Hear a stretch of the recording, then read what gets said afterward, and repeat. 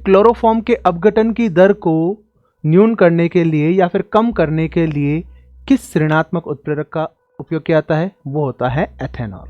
कि क्लोरोफॉर्म जो है वो ऑक्सीकृत होकर विषैली गैस बनाता है, इसी कारण उसके अपघटन की दर को कम करने के लिए हम लोग क्या करते हैं? हेलो स्टूडेंट्स, कैसे हैं सभी आप? बढ़िया। तो हमारा जो टॉपिक चल रहा था फिजिकल एंड केमिकल चेंजेस, उसकी 3 क्लासें हो चुकी है। आज लास्ट क्लास है, आज टॉपिक कंप्लीट कर लेते हैं। ये फिजिकल और केमिकल चेंजेस में हम लोगों ने रासायनिक अभिक्रियाओं वाला पार्ट पढ़ा था पिछली क्लास में, जिसमें 7 अभिक्रियाएं हमने मेजरली पढ़ ली थी। इसे रिकॉल कर लेते हैं।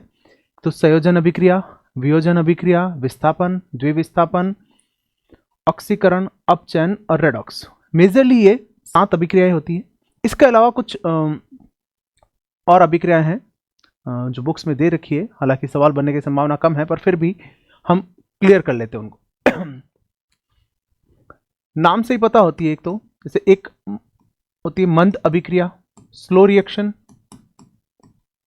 इसको मैं नंबर 8 दे देता हूं, और नंबर 9 पे आ जाएगी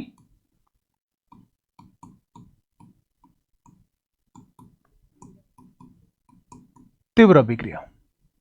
नाम से ही पता है, इसमें जैसे कुछ ज़्यादा स्ट्रेस देने वाली बात है। मंद अभिक्रिया जो कि बहुत धीमी गति से होती है, और तीव्र अभिक्रिया जो बहुत फास्ट होती है, बहुत ज़्यादा तेज हो रही है ना। एग्जाम्पल, मेनली एग्जाम्पल थोड़ा सा वर्क करता है कि एग्जाम्पल कौन सा है। तो मंद अभिक्रिया, धीमी गति की अभिक्रिया में हम लोग क्या ले सकते हैं? सबसे बढ़िया एग्जाम्पल है रस्टिंग, जंग लगना, है ना। अब देखो, जंग तो नहीं लगता ना। जंग लगने की जो प्रक्रिया है, वो जंग लगने की प्रक्रिया बहुत धीमी गति से होती है। लोहा अगर पड़ा है तो महीने साल लग जाएंगे, दिन महीने साल भी लग सकते हैं, है ना, जंग लगने में। तो जंग लगने की प्रक्रिया जो है वो एक धीमी गति की अभिक्रिया है। यहां पर थोड़ा सा एक ध्यान देने वाली बात है कि यहां पर जो जंग वाली जो डेफिनेशन है, जंग वाली जो रिएक्शन है, वो आपको थोड़ा सा देखना होता है ना। तो जंग किस पे लगेगी? लोहे पे, Fe, और क्या चाहिए होगा? ऑक्सीजन, ध्यान रखना। और क्या चाहिए होगा? पानी। जंग के लिए पानी भी आवश्यक है और ऑक्सीजन भी आवश्यक है, ध्यान रखना। तीनों चीजें चाहिए होगी। और जब जंग लगेगी तो जंग का फॉर्मूला आपका बनता है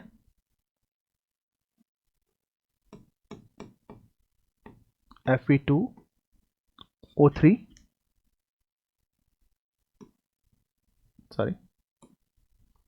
2Fe2O3.3H2। ये आपके जो जंग का जो है फॉर्मूला होता है 4 3 एंड 3.6। ये एक आपकी कंप्लीट रिएक्शन होती है। ये जंग का फॉर्मूला होता है Fe2O3.3H2। ठीक है, कई बार जंग का फॉर्मूला ही पूछ ले तो भी आपको याद होना चाहिए। ये जंग का फॉर्मूला है, 2 अणुओं की संख्या होगी, है ना। तो जंग लगना जो है वो एक मंद गति की अभिक्रिया होती, सॉरी तीव्र गति की, माय मिस्टेक, मंद गति की, धीमी गति अभिक्रिया है। तीव्र अभिक्रिया, अगर फास्ट रिएक्शन की अगर बात करें हम लोग, तो जो इनो का पाउच वाला आता है ना, काम शुरू 6 सेकंड में, बहुत तेजी से रिएक्शन होती है, और वो रिएक्शन होती है उदासीनीकरण वाली। अगली वही पढ़ेंगे हम लोग, NaOH प्लस HCl। इसका टाइमिंग होता है 10⁻⁻10 सेकेंड, मतलब 1 सेकेंड के भी 10वें हिस्से में, 10⁻10वें हिस्से में बहुत तीव्र रिएक्शन है, बहुत फास्ट रिएक्शन होती है ये। ठीक है, तो ये कहलाती है तीव्र अभिक्रिया, नाम से ही पता है। फिर अगर एक और क्लासिफिकेशन ले तो 10 नंबर में मैं लिख सकता हूं उत्क्रमणीय और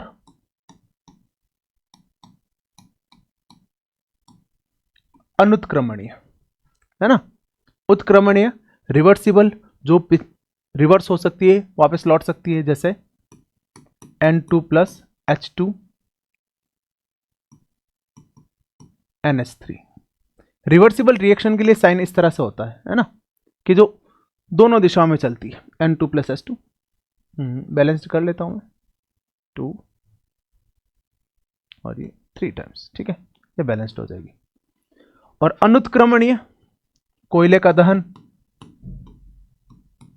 ये अनुत्क्रमणीय हो जाएगी, ये वापस रिवर्स नहीं हो। ये पहले पढ़ ही लिया हमने, बस एक बार परिभाषाओं के तौर, और सवाल की संभावना भी बहुत कम होती है। एक और रिएक्शन जहां से सवाल बन सकते हैं, बढ़िया सब, हालांकि आगे और पढ़ेंगे हम लोग उसको।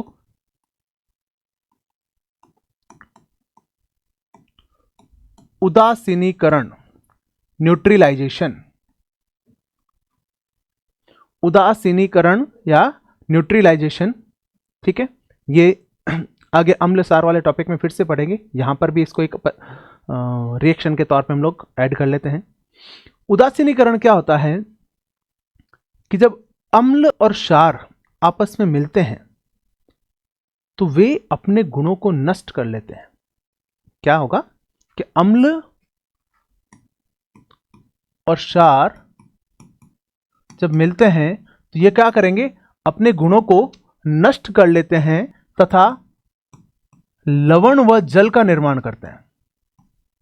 क्या करते हैं, लवण व जल का निर्माण करते हैं।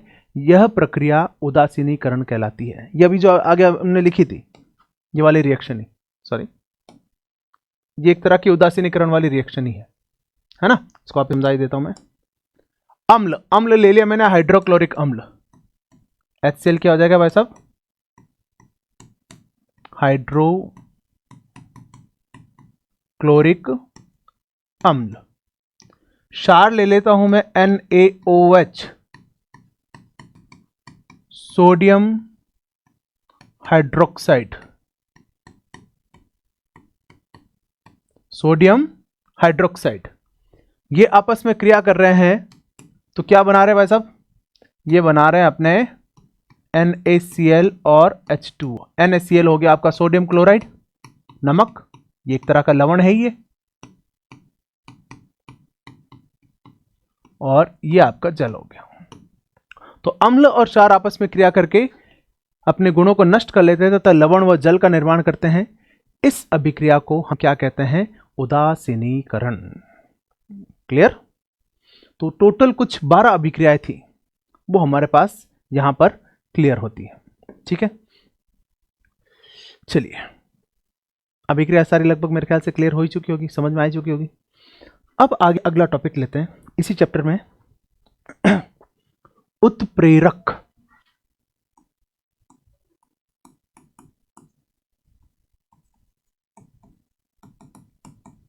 कैटलिस्ट,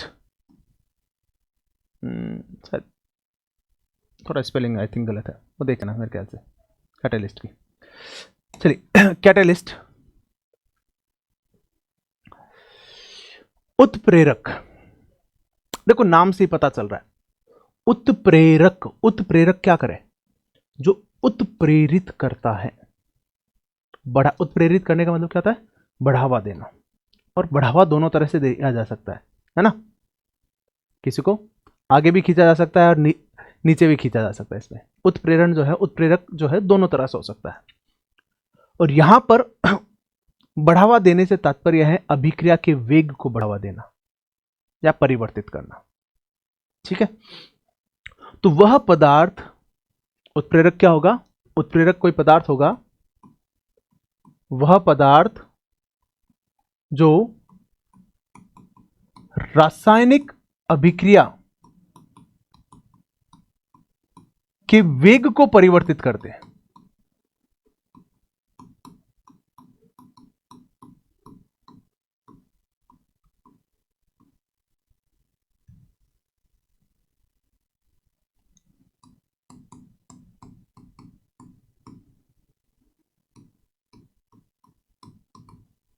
ठीक है।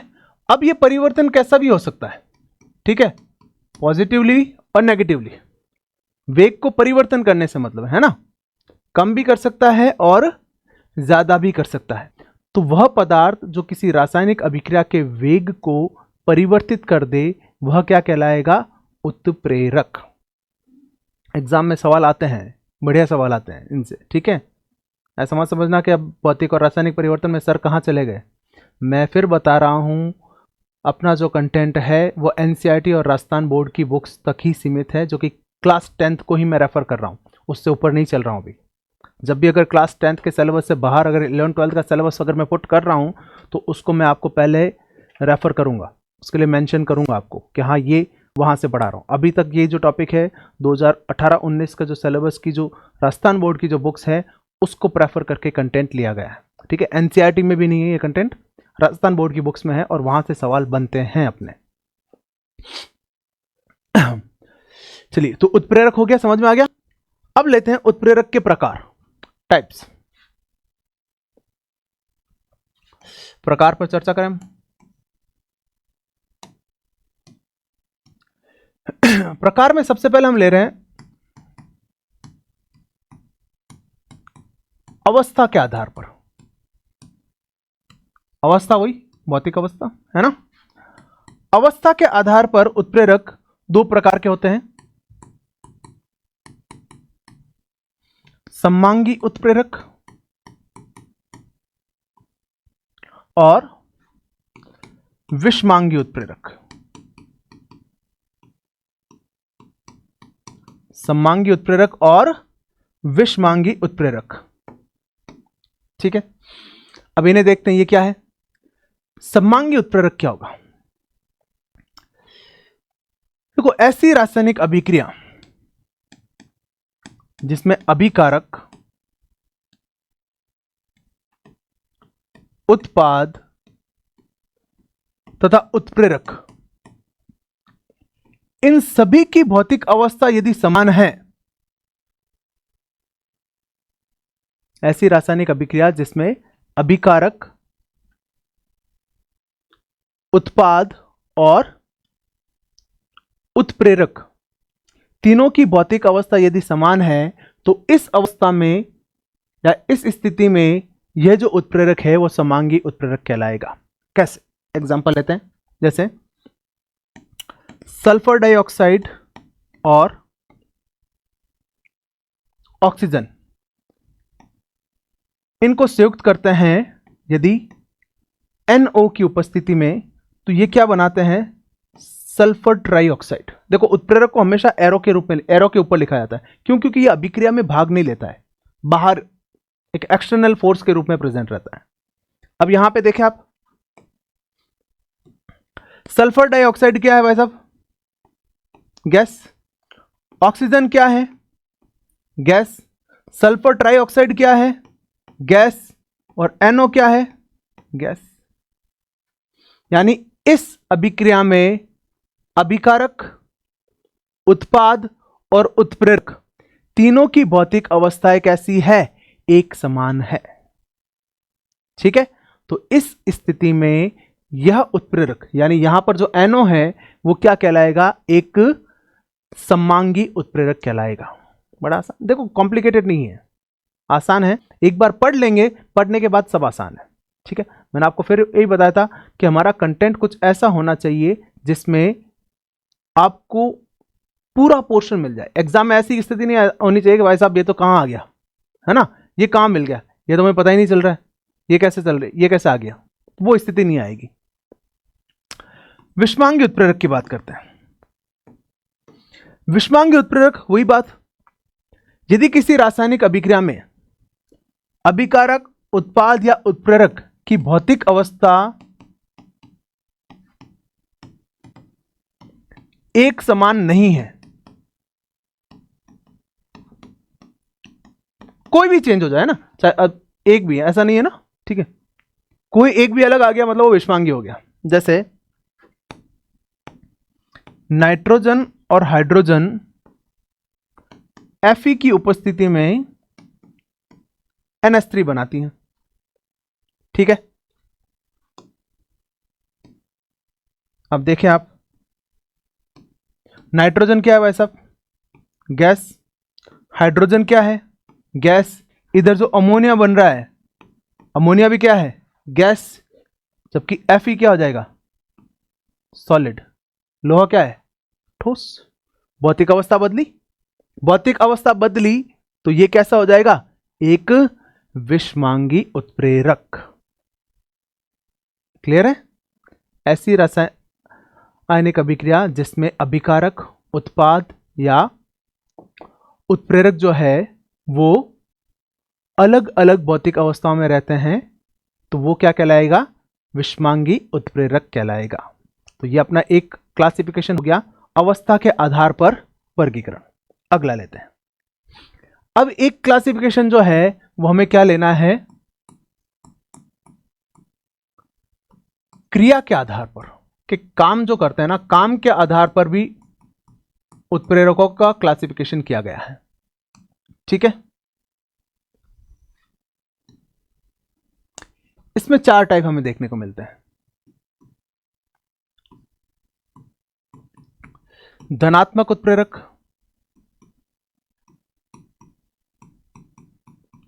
ऋणात्मक उत्प्रेरक,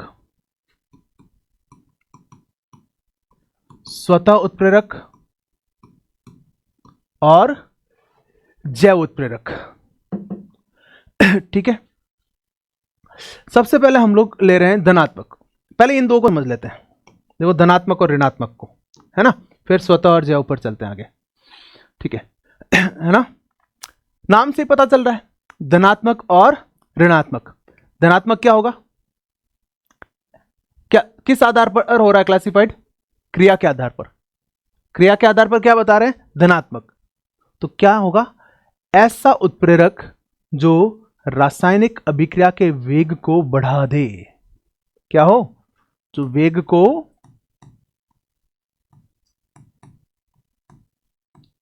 बढ़ा दे, वो क्या होगा? धनात्मक। और जो वेग को घटा देता है वो कौन सा हो जाएगा? ऋणात्मक। कोई दिक्कत ही नहीं है ना? एग्जाम्पल थोड़े से बढ़िया रहता है ना, एग्जाम्पल का थोड़ा सा महत्व होगा यहां पे, ये ध्यान रखना। ऋणात्मक उत्प्रेरक में हम देखते हैं KClO3 जो पोटेशियम क्लोरेट है, इसे क्या कहते हैं? Potassium chlorate. यह मैग्नीज डाइऑक्साइड, MnO2 क्या होगा? नाम लिख लेता हूं मैं। MnO2 का मतलब क्या होता है? Manganese dioxide. MnO2 manganese dioxide की उपस्थिति में यह पोटेशियम क्लोराइड और ऑक्सीजन में टूट जाता है।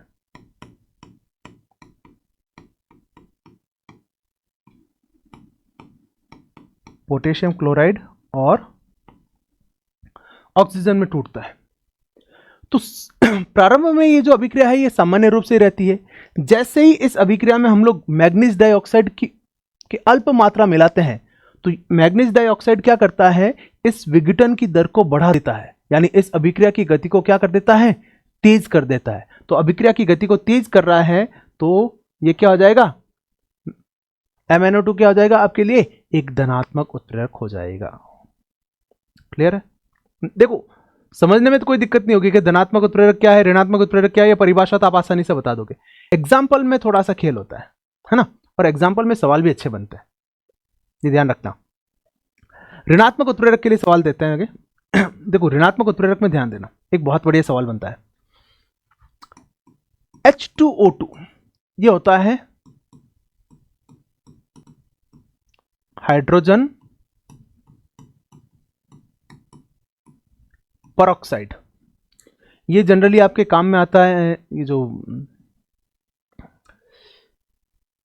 फोटोग्राफिक फिल्म को धोने के लिए जो काम में लिया था ना, एक पुरानी जो फिल्म है उनको नवीनीकरण, पुरानी फोटोज को थोड़ा नया करने के लिए, मतलब फोटोग्राफी में यूज आने वाला एक सॉल्यूशन है।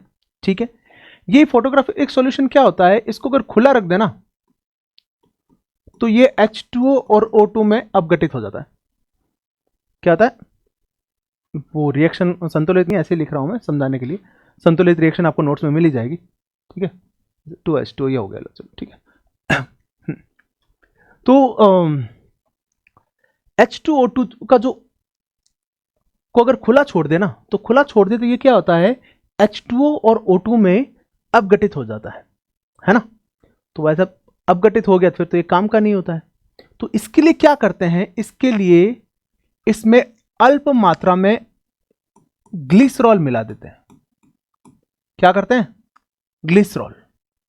ग्लिसरॉल क्या करेगा? इसके अपघटन की दर को कम कर देता है। तो बढ़िया सवाल बनता है। एक तो सवाल ऐसे ही बन जाए कि हाइड्रोजन पेरोक्साइड के अपघटन की दर को कम करने के लिए किस ऋणात्मक उत्प्रेरक का काम उपयोग किया जाता है। एक सवाल तो ऐसे बन गया, ठीक है। फिर एक प्रश्न ऐसा बन जाए कि क्या कारण है कि H2O2 को संग्रहित करते समय उसमें अल्प मात्रा में ग्लिसरॉल मिलाया जाता है। तो उसका कारण क्या हो जाएगा कि ग्लिसरॉल क्या है? एक ऋणात्मक उत्प्रेरक है जो कि हाइड्रोजन पेरोक्साइड के अपघटन की दर को कम करता है। दो बहुत ही बढ़िया क्वालिटी के सवाल है ये, और ये राजस्थान बोर्ड की बुक्स में मेंशन है, तो मतलब सवाल बनने की अच्छी संभावना रहती है आपकी। एक और ऋणात्मक उत्प्रेरक का एग्जांपल बुक में दे रखा है, वो है कि जो क्लोरोफॉर्म है CHCl3, क्लोरोफॉर्म को भी यदि खुला रखा जाता है तो ये क्या करता है? ये ऑक्सीकृत हो जाता है, ऑक्सीजन से क्रिया कर लेता है, और ऑक्सीजन से क्रिया करके क्या बनाएगा? ये एक जहरीली गैस का निर्माण करता है जो कि होती है फॉस्जिन, COCl2।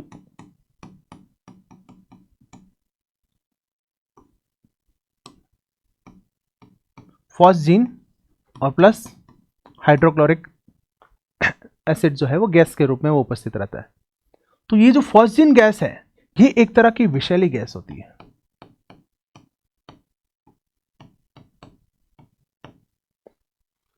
क्या होगा? क्लोरोफॉर्म जो है, क्लोरोफॉर्म को यदि खुला रख दिया जाए तो ये वायु की उपस्थिति में क्या होगा? ऑक्सीकृत हो जाता है अपने आप ही, और क्या करता है? एक फॉस्जिन गैस बनाता है जो कि विषैली गैस होती है, ठीक है। इस अभिक्रिया को कम करने के लिए क्या करते हैं? इसमें एथेनॉल मिलाया जाता है, C2H5OH,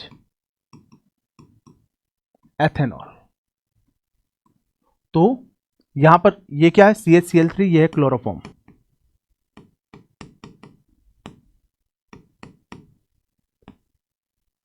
तो सवाल ये बनता है कि क्लोरोफॉर्म के अपघटन की दर को न्यून करने के लिए या फिर कम करने के लिए किस ऋणात्मक उत्प्रेरक का उपयोग किया जाता है? वो होता है एथेनॉल। या फिर एक सवाल ऐसे ही बन जाता है कि क्या कारण है कि क्लोरोफॉर्म को संग्रहित करते समय उसमें अल्कोहल या एथिल अल्कोहल, दोनों टर्म को भी काम में ले सकते हैं।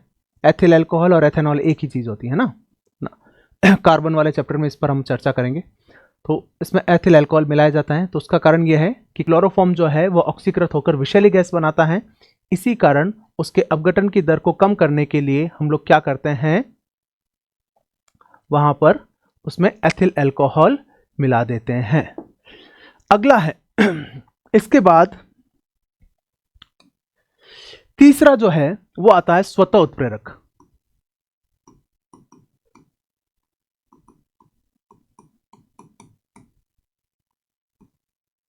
तीसरा जो है वो क्या आता है?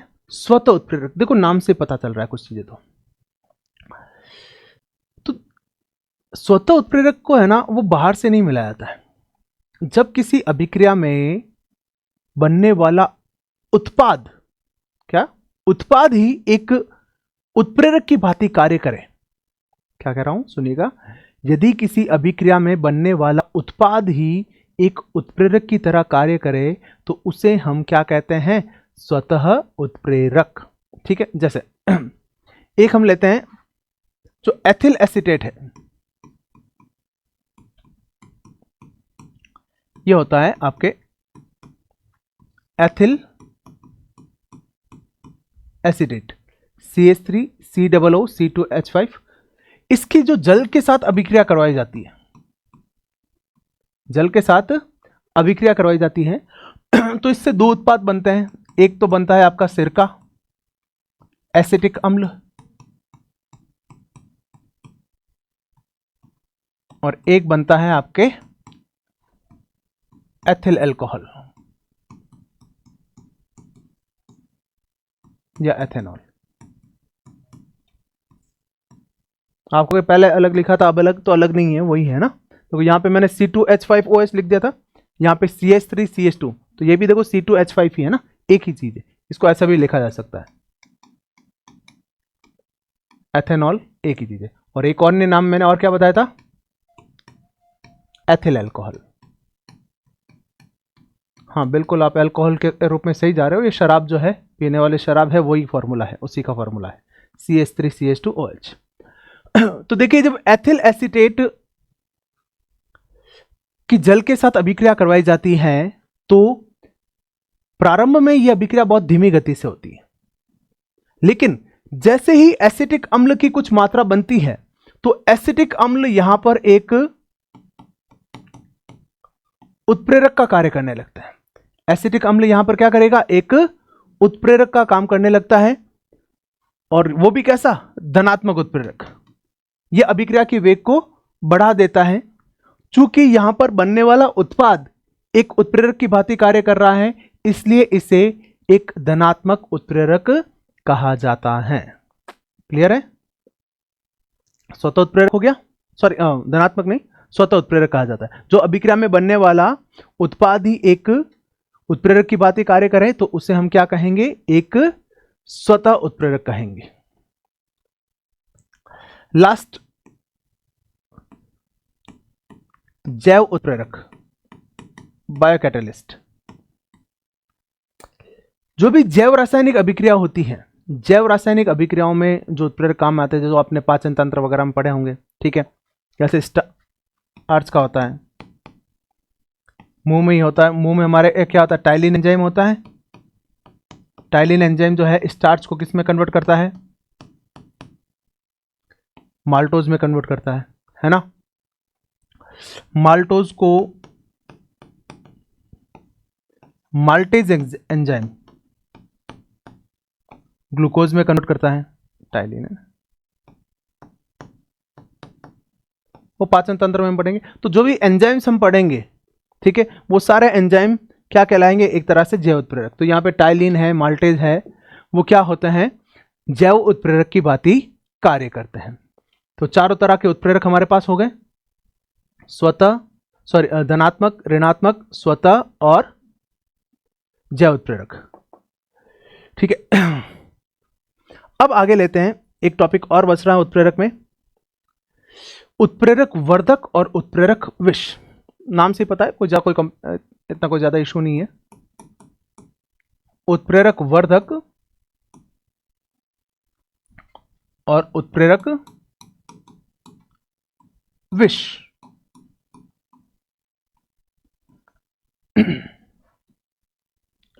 उत्प्रेरक वर्धक क्या है? ऐसे पदार्थ जो उत्प्रेरक की क्रियाशीलता को बढ़ा दे, अभिक्रिया नहीं, ध्यान रखना, उत्प्रेरक की क्रियाशीलता को जो बढ़ाता है,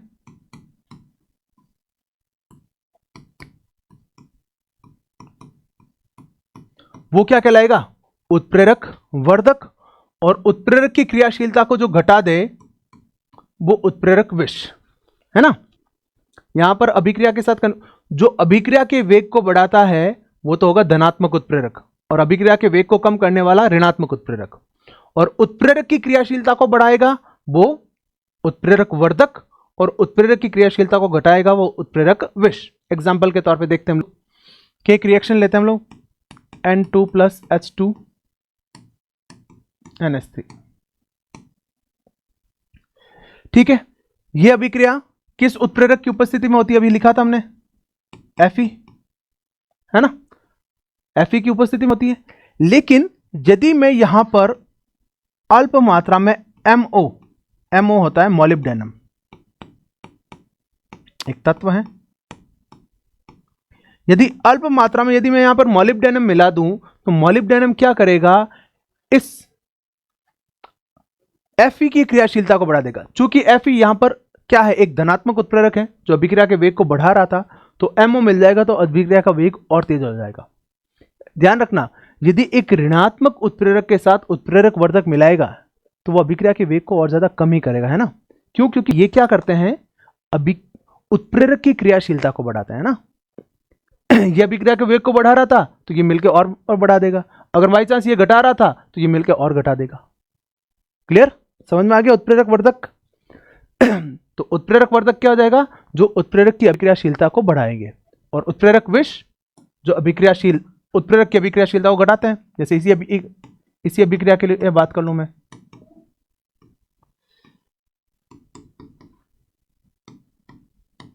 यहां पर यदि मैं कार्बन मोनोऑक्साइड मिला दूं, क्या मिला दे, कार्बन मोनोऑक्साइड, तो कार्बन मोनोऑक्साइड जो है इस Fe की अभिक्रियाशीलता को कम कर देगा, जिससे क्या होगा, अभिक्रिया धीमी बढ़ जाएगी। क्लियर है, बड़ा आसान है। एक ध्यान रखना, जो उत्प्रेरक वर्धक या उत्प्रेरक विष है उन्हें ब्रैकेट में लिखा जाता है और उत्प्रेरक को डायरेक्टली एरो के ऊपर लिखा जाता है ना। उत्प्रेरक तो डायरेक्टली उस पर लिखा जाएगा, और जो उत्प्रेरक वर्धक लिखना है या उत्प्रेरक विष लिखना है वो क्या होगा, ये आपके ब्रैकेट में लिखा जाएगा। तो यहां पर आपके जो कैटलिस्ट है, उत्प्रेरक है, वो कंप्लीट होते हैं। उत्प्रेरक के सामान्य गुणधर्म की अगर हम बात करें तो गुणधर्म भी कुछ ये बताया जा सकते हैं कि ये क्या करते हैं, अभिक्रिया के वेग को परिवर्तित करते हैं। पहले तो उत्प्रेरक के गुणधर्म की अगर मैं बात करूं तो कोई ज्यादा है नहीं, सामान्य रूप से सवाल बनने की संभावना नहीं है, पर फिर भी 2-3 चीजें हैं उत्प्रेरक के बारे में देख लीजिए। एक तो क्या है, अभिक्रिया के वेग को परिवर्तित करते हैं। दूसरा, उत्प्रेरक किसी भी अभिक्रिया को प्रारंभ नहीं करता है ना।